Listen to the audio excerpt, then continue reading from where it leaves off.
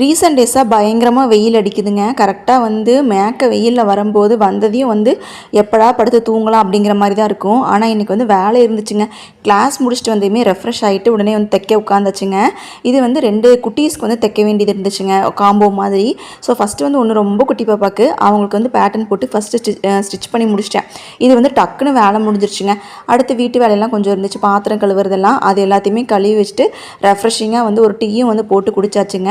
Harshad school விட்டு வரும்போது அவங்க டேடி தான் வந்து ட்ராப் பண்ணார்.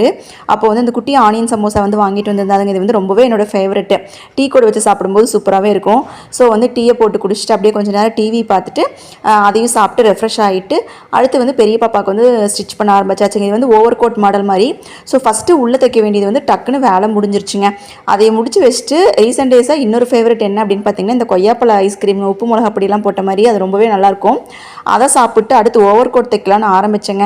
இது வந்து கொஞ்சம் வந்து கன்சீல்லாம் பண்ணி தைக்கிற மாதிரி இருந்துச்சு. கொஞ்சம் ட்ரிக்கியான வேலை தான், ஏன்டா ஆரம்பித்தேன் அப்படிங்கிற மாதிரி ஆயிடுச்சு.